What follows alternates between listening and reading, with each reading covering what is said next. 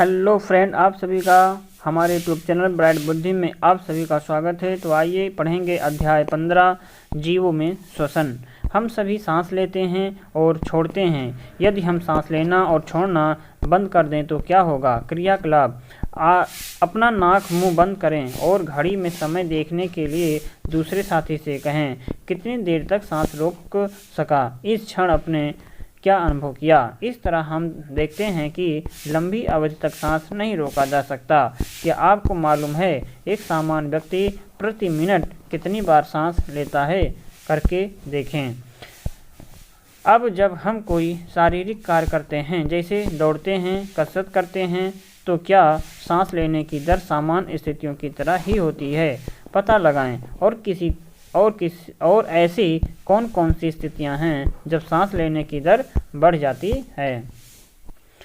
आपने देखा कि तेज चलने दौड़ने पर सांस की गति बढ़ जाती है। ऐसा क्यों होता है? सांस लेने और छोड़ने के क्रम में अपने उदर और वक्ष की गति को ध्यान से देखें। फिर कुत्ता, बिल्ली तथा अन्य जंतुओं की ओर ध्यान दौड़ाएं और परीक्षण करें कि उसमें उदर और वक्ष की गति किस प्रकार होती है। हम नाक या मुंह से सांस लेते हैं, छोड़ते हैं। क्या आपको पता है सांस में कौन सी हवा प्रयुक्त होती है और जो हवा बाहर निकलती है उसमें किस गैस की अधिकता होती है? सांस लेने और छोड़ने में किस बाहरी अंग का उपयोग किया जाना चाहिए? ऑक्सीजन मुक्त हवा शरीर के अंदर ले जाने की क्रिया अंतः श्वसन कहलाती है। तो अंतः श्वसन किसे कहते हैं? अंतः श्वसन किसे कहते हैं? सांस लेने और छोड़ने में किसी बाहरी अंग का उपयोग किया जाना चाहिए। ऑक्सीजन युक्त हवा। तो अंतः श्वसन क्या होता है कि ऑक्सीजन युक्त हवा शरीर के अंदर ले जाने की क्रिया अंतः श्वसन तथा कार्बन डाइऑक्साइड युक्त हवा को शरीर से बाहर निकालने की क्रिया उच्छ्वसन कहलाता है। उच्छ्वसन से उत्सर्जित और हवा में ऑक्सीजन की मात्रा व कार्बन डाइऑक्साइड और वाष्प की मात्रा होती है। अंतः श्वसन में लिए गए हवा की तुलना में क्रियाकलाप 2 करते हैं। उच्च श्वसन में निकली गैस का परीक्षण करें। एक परख नली में चूने का पानी लेकर के एक नली डाल करके उसमें फूकें। कुछ देर फूकने के बाद चूने के पानी का परीक्षण करें। क्या रंग बदल जाता है? देखेंगे कि चूने का पानी का रंग दूधिया हो जाता है। अब जरा सोचें, अंतः श्वसन के लिए ऑक्सीजन कहाँ से आता है? स्मरण करें, प्रकाश संश्लेषण की क्रिया में क्या होता है? प्रकाश संश्लेषण की क्रिया के फलस्वरूप ऑक्सीजन मुक्त होता है, जिसका उपयोग हम सभी जीव करते हैं और कार्बन डाइऑक्साइड मुक्त करते हैं, जिसका उपयोग भोजन बनाने में करते हैं, जिसका उपयोग पौधे भोजन बनाने में करते हैं। इस प्रकार वातावरण में ऑक्सीजन तथा कार्बन डाइऑक्साइड की निरंतरता बनी रहती है। जीवों को जीवित रहने के लिए बहुत से कार्य करने पड़ते। कार्य करने के लिए ऊर्जा की आवश्यकता होती है। पढ़ने, सोने, चलने, यहाँ तक कि भोजन करने के लिए भी ऊर्जा की जरूरत पड़ती है। इसके अतिरिक्त और कौन कौन से कार्य हैं जिनमें ऊर्जा की आवश्यकता है? कार्यों की सूची जरूर बनाइए। जैसे कार्यों की सूची, जैसे चलना, और कौन से हैं आप कमेंट बॉक्स में जरूर कमेंट करें। यह ऊर्जा कहाँ से आती? आपके माता पिता नियमित रूप से भोजन करने के लिए क्यों कहते रहते हैं? कभी आपने सोचा भोजन में ऊर्जा संग्रहित कर रहती है, जो जैव रासायनिक अपक्रिया श्वसन के दौरान भोज्य पदार्थों के रासायनिक अपघटन के परिणाम स्वरूप ऊर्जा मुक्त होती है। इसी ऊर्जा का उपयोग जीव अपने सभी प्रकार के कार्यों के लिए करते हैं। इस प्रकार हम देखते हैं कि सांस लेना या छोड़ना और श्वसन की प्रक्रिया एक नहीं है। सांस लेना हवा का शरीर में आगमन की क्रिया है, यानी कि मनुष्य में नाक से फेफड़े तक और वापस फेफड़े से नाक तक, जबकि श्वसन शरीर कोशिकाओं में उपलब्ध ग्लूकोज अणुओं का रासायनिक अपघटन है, जो ऑक्सीजन की उपस्थिति में होता है। ग्लूकोज जो होता है अणुओं के अपघटन के फलस्वरूप कार्बन डाइऑक्साइड और जल मुक्त होता है तथा ऊर्जा मुक्त होती है। इसी ऊर्जा का उपयोग जीव अपने कार्यों के लिए उपयोग करते हैं। आइए अब श्वसन और अंतःश्वसन में श्वसन, अंतःश्वसन एवं उच्च श्वसन को समझते हैं। अंतःश्वसन एवं उच्च श्वसन और श्वसन। अंतःश्वसन जो होता है ये यांत्रिक क्रिया है जिसमें ऑक्सीजन अंतःस्रावित और कार्बन डाइऑक्साइड उच्छ्वासित होता है। अर्थात ऑक्सीजन को हम क्या करते हैं, ग्रहण करते हैं और कार्बन डाइऑक्साइड को निकालते हैं। और श्वसन क्या है, ये जैव रासायनिक है। अंतःश्वसन यांत्रिक क्रिया है और श्वसन जो होती है ये जैव रासायनिक क्रिया है। इसमें ग्लूकोज ऑक्सीकृत होकर के कार्बन डाइऑक्साइड और जल देता है एवं ऊर्जा मुक्त होती है। अंतःश्वसन कोशिकाओं के बाहर होने वाली क्रिया है और श्वसन ये कोशिका के अंदर होने वाली क्रिया है, इसीलिए इसे कोशिकीय श्वसन कहा जाता। इस क्रिया में ऊर्जा खर्च होती है। किसमें ऊर्जा खर्च होती है, तो अंतःश्वसन में ऊर्जा खर्च होता है और इस क्रिया में श्वसन क्रिया में ऊर्जा मुक्त होती है। इस क्रिया में एंजाइम्स की सहभागिता नहीं होती और इस क्रिया में निष्पादन में एंजाइम्स की सहभागिता होती है। एंजाइम्स एक प्रकार का प्रोटीन है जो जैव रासायनिक क्रिया को उत्प्रेरित करता है तथा अपक्रिया को नियंत्रित। क्या श्वसन के लिए ऑक्सीजन आवश्यक है? जरा सोचिए क्या होता है जब भोजन के बाद पानी कम पीते हैं। वास्तव में श्वसन की क्रिया ऑक्सीजन की उपस्थिति और अनुपस्थिति दोनों परिस्थितियों में संभव है।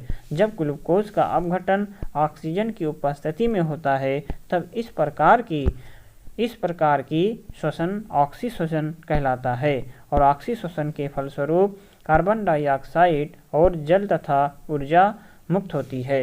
ऑक्सीश्वसन किसकी उपस्थिति में?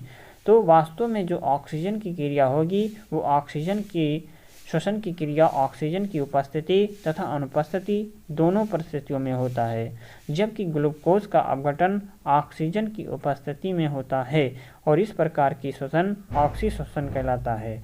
जैसे ग्लूकोज और ऑक्सीजन मिलके कार्बन डाइऑक्साइड और जल प्लस ऊर्जा मुक्त करते हैं। इस प्रकार श्वसन उच्च वर्गीय पौधे तथा जंतुओं में होता है। ऑक्सीजन की अनुपस्थिति में ग्लूकोज का अपघटन अनाक्सी श्वसन कहलाता है। ऑक्सीजन की अनुपस्थिति में ग्लूकोज का अपघटन अनाक्सी और ऑक्सीजन की उपस्थिति में ग्लूकोज का अपघटन ये ऑक्सी श्वसन कहलाता है। इसमें क्रिया के फलस्वरूप अल्कोहल, कार्बन डाइऑक्साइड ऊर्जा प्राप्त होती है। ग्लूकोज अल्कोहल मिल करके carbon dioxide, glucose alcohol plus carbon dioxide और ऊर्जा मुक्त करते, ये क्रिया किण्वन भी कहलाता है।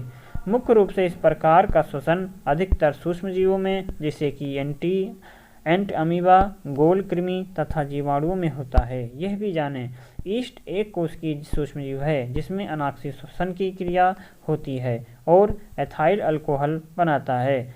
ईस्ट का प्रयोग अंग्रेजी शराब तथा पावरोटी बिस्कुट उद्योग में होता है।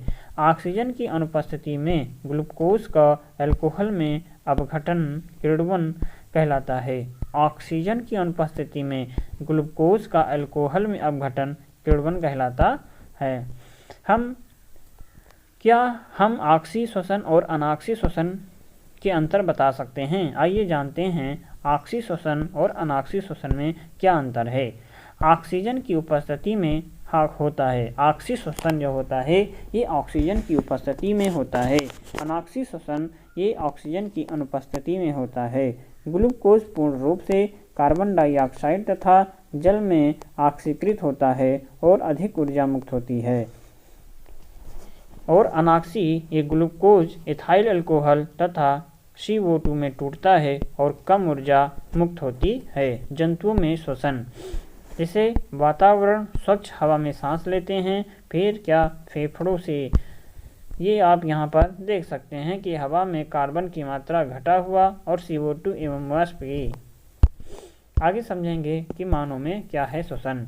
आइए अब हम श्वसन की क्रिया विधि जानें। मानव श्वसन प्रक्रिया में कौन से अंग आते हैं, तो यहाँ चित्र में देख सकते हैं नासाद्वार, नासा गुहा, मुख गुहा, ग्रसनी, श्वास नली और फेफड़े। तो ये कुछ हैं जो सांस लेने की विधियां हैं। श्वसन क्रिया में भाग लेने वाले मुख्य अंग कौन कौन से आते हैं? तो नासाद्वार जो नाक की तरह, नाक में जो ऊपरी होता है, फिर नासा गुहा, अंदर मुख गुहा, मुख से भी सांस लेते, ग्रसनेनी का और श्वास नली और फेफड़े का भी अहम भूमिका होती। चित्र में अंगों को देखें। श्वसन क्रिया में भाग लेने वाले अंगों की सूची आप बनाइए। श्वसन क्रिया में भाग लेने वाले मुख्य अंग होते हैं नासाद्वार, नासा गुहा, मुख गुहा, ग्रसनी और श्वास नली तथा फेफड़ा होता है। आप चित्रों में देख सकते हैं कि कौन सा किस स्थान पर भाग लेते हैं श्वसन की क्रिया में। तो नासाद्वार आप चित्रों के माध्यम से देख सकते, फिर नासा गुहा, उसके बाद मुख गुहा, फिर है ग्रसनी जो है, फिर है श्वास नली, फिर है फेफड़ा।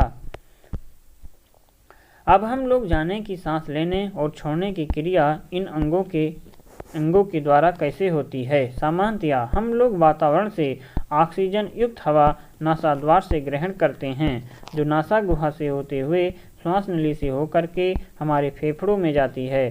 फेफड़ा वक्ष गुहा में स्थित होते हैं। वक्ष गुहा को आधार प्रदान करने के लिए एक पेशीय परत डायफ्राम होता है। अंतः श्वसन के समय पसलियां ऊपर की ओर और बाहर की ओर गति करती हैं, ऊपर बाहर की ओर गति करती हैं तथा डायाफ्राम नीचे की ओर गति करता है, जिस कारण वक्ष गुहा का आयतन बढ़ जाता है और वायु फेफड़े में प्रवेश कर जाती। उच्च श्वसन में पसलियां नीचे अंदर की ओर आ जाती हैं, जबकि डायाफ्राम ऊपर अपनी पूर्व स्थिति में आ जाता। इस तरह हम देखते हैं कि कैसे हमारा वक्ष फैलता और सिकुड़ता है। अंतः श्वसन एवं उच्च श्वसन को समझने के लिए एक प्रयोग कीजिए। प्लास्टिक का एक पारदर्शी बोतल लें, इसकी पेंदी को गोलाई में काट करके अलग कर लीजिए। बोतल के मुंह में लगे ढक्कन में छेद करें और उसमें बेकार कलम, जिसके दोनों सिरों को खोल देने पर खोखला बेलन के रूप का हो जाए। इसे छेद युक्त ढक्कन में इस प्रकार डालें कि बेलन का आधा भाग बोतल के अंदर रह सके। बेलन के अंदर वाले सिरे पर एक छोटा बैलून कस करके बांध दें। एक बड़े बैलून को बोतल के निचले कटे सिरे से कस करके बांध लीजिए। कलम लगे ढक्कन से बोतल के मुंह को कस दें। मोम से ढक्कन के ऊपर भाग को वायुरुद्ध कर दें, ताकि बाहर की वायु हवा अंदर न जा सके। बोतल के नीचे लगे बैलून को नीचे की ओर खींचें और अंदर वाले बैलून को अवलोकन करें तथा क्या होता है। अब नीचे की ओर खींची गई बैलून को छोड़ दें। पुनः अंदर के बैलून में आए परिवर्तन को देखें क्या होता है। अब बोतल में लगे बड़े बैलून को बोतल के अंदर दबा करके देखें कि अंदर एक छोटे बैलून पर क्या प्रभाव पड़ता है। यह क्रिया बार बार की जा सकती है। इस प्रयोग से हमने जाना कि अंतः श्वसन एवं उच्च श्वसन के दौरान हमारे फेफड़े किस प्रकार फैलते और सिकुड़ते हैं। सभी जीव परिवेश में ऑक्सीजन ग्रहण करते हैं, कार्बन डाइऑक्साइड का त्याग करते हैं। ग्रहित ऑक्सीजन कोशीय श्वसन की क्रिया में काम आता है। श्वसन की क्रिया ऑक्सीजन की उपस्थिति में अनेक एंजाइमों की सहायता से कई चरणों में संपन्न होती है। रक्त शरीर के विभिन्न भागों की कोशिकाओं में ऑक्सीजन पहुंचाने वाला वाहक है। ऑक्सीजन का वहन लाल रक्त कोशिकाओं में पाए जाने वाले वर्णक हीमोग्लोबिन के द्वारा होता है। अतः ये ऑक्सीजन से संबंध होकर के ऑक्सी हीमोग्लोबिन बनाता है और ऑक्सीजन विभिन्न कोशिकाओं में विपरीत हो जाता। अतः कोशिकाओं में हीमोग्लोबिन कार्बन डाइऑक्साइड से संबंध होकर के कार्बोक्सी हीमोग्लोबिन बनाता है। यहाँ पर इसके बनाने की जो प्रक्रिया है, हीमोग्लोबिन और ऑक्सीजन मिलकर के ऑक्सी हीमोग्लोबिन बनाते हैं। फिर हीमोग्लोबिन कार्बन डाइऑक्साइड से मिलकर के कार्बोक्सी हीमोग्लोबिन बनाता है। इस प्रकार कार्बन डाइऑक्साइड को बाहर निकालने के लिए कार्बन डाइऑक्साइड को फेफड़े तक लाता है, जहाँ से कार्बन डाइऑक्साइड नासाद्वार से बाहर निकल जाता। गाय, मेढक, छिपकली, मुर्गी आदि जंतुओं की वक्ष गुहा में फेफड़े होते हैं। क्या अन्य जंतुओं में भी फेफड़े होते हैं? इनकी सूची बनाएं। अन्य जंतुओं में श्वसन, जैसे कि रक्तवाहिनी, केंचुए में त्वचीय श्वसन होता है। केंचुए में एक ऐसा श्वसन तो त्वचीय और मछली में भी श्वसन जो गलफड़े के द्वारा। सभी जंतुओं में श्वसन की क्रिया होती है, परंतु उसमें श्वसन के भिन्न भिन्न अंग होते हैं। जैसे अमीबा और पैरामीशियम में गैसों का आदान प्रदान शरीर की सतह से विसरण द्वारा होता, जबकि बहुकोशिकीय जंतुओं में गैसों का आदान प्रदान त्वचा के द्वारा होता है, जैसे कि केंचुआ। इसे हम त्वचीय श्वसन कहते हैं। तेलचट्टा एवं अन्य कीटों में श्वसन की क्रिया उनके शरीर पर छिद्र होते हैं, जिसे हम श्वास रंध्र कहा जाता। इन्हीं रंध्रों से गैस का विनिमय होता है। मेढक जल स्थल दोनों में पाए जाने वाले जंतु है। इसमें श्वसन की क्रिया फेफड़ों तथा त्वचा के द्वारा होती है। जलीय जीव जैसे कि मछली में श्वसन के लिए एक विशेष अंग गलफड़ा होता है। इससे जल में घुलनशील ऑक्सीजन श्वसन के लिए प्रयुक्त होता है तथा श्वसन की उपरांत कार्बन डाइऑक्साइड मुक्त होती है। पौधों में श्वसन। प्रायः आपने बुजुर्गों से सुना होगा कि रात्रि में वृक्षों के नीचे नहीं सोना चाहिए या सूर्यास्त के बाद वृक्षों के नीचे नहीं खेलना चाहिए। क्या आपने जानने का प्रयास किया कि क्यों मना करते हैं? क्या आपने दिन में और रात में वृक्ष के नीचे वातावरण का अनुभव किया है? क्या पौधे भी जंतुओं की तरह सांस लेते हैं? जंतुओं की तरह पौधे भी सांस लेते एवं छोड़ते हैं। पौधों में श्वसन क्रिया होती है क्योंकि उन्हें भी जीवित रहने के लिए विभिन्न प्रकार की जैविक क्रियाएं करनी पड़ती हैं। इन क्रियाओं के लिए ऊर्जा की आवश्यकता होती है। पौधे मुख्यतः कौन कौन सी जैविक क्रियाएं करती हैं? पौधों में सांस लेने एवं छोड़ने के लिए जंतुओं की तरह अंग नहीं होते, बल्कि पत्तियों में पाए जाने वाले रंध्रों से ऑक्सीजन, कार्बन डाइऑक्साइड गैसों का विनिमय होता है। पौधों में प्रकाश संश्लेषण की क्रिया होती है। इसमें कार्बन डाइऑक्साइड प्रयुक्त होता है, ऑक्सीजन बाहर मुक्त हो जाती है। दिन में कार्बन डाइऑक्साइड ऑक्सीजन का अनुपात संतुलित रहता है। श्वसन की क्रिया प्रत्येक क्षण जंतुओं और पौधों में होती रहती है। क्या आपको मालूम है कि पौधे श्वसन की क्रिया में किस गैस का उपयोग करते हैं? कौन सी गैस श्वसन क्रिया में मुक्त होती है? रात्रि में जब प्रकाश संश्लेषण की क्रिया नहीं होती तो ऑक्सीजन की मात्रा वातावरण में कम हो जाती। कार्बन डाइऑक्साइड का उपयोग नहीं होने से इनकी मात्रा बढ़ जाती है, जिस कारण वृक्षों के नीचे सांस लेने में कठिनाई होती है और गर्मी लगती है। गर्मी क्यों लगती है? श्वसन क्रिया में कार्बन डाइऑक्साइड के साथ ऊर्जा विमुक्त होती है, जिससे गर्मी का अनुभव होता है। पौधों की कोशिकाएं जंतु की कोशिकाओं की तरह ग्लूकोज अणुओं का अपघटन करती हैं, जिससे ऊर्जा मुक्त होती है। क्या बीजों में श्वसन होता है? क्या आपने बीजों से भरी बोरियां या अन्य भंडारों में हाथ डाल के देखा है?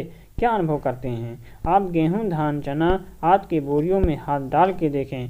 क्या गर्माहट महसूस करते हैं? ऐसा क्यों होता है? क्रियाकलाप 4 करते हैं। श्वसन क्रिया में कार्बन डाइऑक्साइड मुक्त होता है। इसके प्रदर्शन के लिए आइए कुछ क्रियाकलाप कीजिए। एक चौड़े मुंह का बोतल लें, उसके ढक्कन में 2 छिद्र इस प्रकार कीजिए कि एक में प्लास्टिक नली एवं दूसरे में रबर की नली लगाई जा सके। रबर की नली का दूसरा सिरा चूने के पानी से भरे छोटे बोतल में अंदर तक डालिए। ढक्कन की हवा पूर्णतया वायुरुद्ध कर दीजिए। अब बड़े बोतल में पानी भरें और दोनों घंटे बाद चूने के पानी का परीक्षण कीजिए। बड़ी बोतल से पानी निकाल करके इसमें चने के अंकुरित बीज डालिए और पूर्व की भांति ढक्कन बंद कर वायुरुद्ध कर दीजिए। 1 घंटे के बाद चूने के पानी का परीक्षण कीजिए। अंकुरित बीज अथवा चना के स्थान पर फूलों एवं कलियों की बड़ी बोतल डालिए। यदि क्रियाकलाप 2 से चूने के पानी का रंग बदल गया हो तो छोटी बोतल में साफ चूने के पानी पूर्व की भांति भर दीजिए। इन क्रियाकलाप से क्या निष्कर्ष निकलता है? हमने क्या सीखा? आइए जानते हैं कि सभी जीव सांस लेते हैं। सांस लेने में ऑक्सीजन युक्त हवा का उपयोग करते हैं तथा कार्बन डाइऑक्साइड युक्त हवा का त्याग कर देते हैं, अर्थात हम ऑक्सीजन को ग्रहण करते हैं और कार्बन डाइऑक्साइड छोड़ते हैं। सांस लेने की जो क्रिया, अंतः क्रिया तथा छोड़ने की जो क्रिया होती है उसको हम उच्च श्वसन कहा जाता। अंतः श्वसन अतः समझ सकते हैं कि सांस लेने की क्रिया अंतः श्वसन और छोड़ने की क्रिया उच्च श्वसन कहलाती। ऑक्सीजन की उपस्थिति में होने वाली श्वसन ऑक्सी श्वसन कहलाती, जबकि ऑक्सीजन की अनुपस्थिति में होने वाला श्वसन अनॉक्सी श्वसन कहलाता है। अंतः श्वसन एवं उच्च श्वसन एक यांत्रिक क्रिया है, जबकि श्वसन एक जैविक रासायनिक क्रिया है जिसमें ग्लूकोज ऑक्सीकृत होकर के कार्बन डाइऑक्साइड जल तथा ऊर्जा विमुक्त करता है। शारीरिक सक्रियता बढ़ने से श्वसन की दर बढ़ जाती है। गाय, बकरी, भैंस जैसे जीवों में श्वसन के अंग मनुष्य के समान ही रह होते हैं। केंचुए में गैसों का विनिमय त्वचा के द्वारा होता है और मछलियों में गलफड़ों के द्वारा होता है। पत्तियों में नन्हे छिद्र होते हैं जिन्हें रंध्र कहा जाता। इन्हीं रंध्रों से गैसों का विनिमय होता है। पौधों की कोशिकाओं में ग्लूकोज का अपघटन अन्य गैसों की तरह होता है। रात्रि में पौधे के नीचे नहीं सोना चाहिए। इसी के साथ हमारा ये अभ्यास भी समाप्त होता है। अंतः श्वसन के समय पसलियाँ। इन सभी 4 क्वेश्चनों का उत्तर आप कमेंट बॉक्स में देंगे और आप समझेंगे। अगर आप अच्छे से गहन अध्ययन किए होंगे तो आप इन प्रश्नों का उत्तर अब आसानी से दे सकते हैं। अगर आपको नहीं समझ में आ रहा है तो आप इस वीडियो को दोबारा देखें और दोबारा इस चीज़ को समझने की कोशिश करके इन प्रश्नों का उत्तर आप दे सकते हैं। जैसे कि रंध्र जो होता है ये पौधों में होता है। फेफड़ा मछलियों के द्वारा, गलफड़े कहाँ से और त्वचा के द्वारा केंचुए लेते हैं। फेफड़े के द्वारा मनुष्य सांस लेते हैं। गलफड़ा जो होगा मछली के साथ लगाएंगे। किसके साथ? मछली के साथ। आइए दोबारा लगाते हैं। जो रंध्र होगा, रंध्र से पौधे सांस लेंगे, फेफड़ों से मनुष्य लेंगे, गलफड़ा से मछली और त्वचा से केंचुआ लेगा। इसी के साथ अभ्यास समाप्त होता है। तो हम मिलेंगे किसी एक नए अध्याय में। तब तक आप पढ़ते रहें, मस्त रहें। नमस्कार।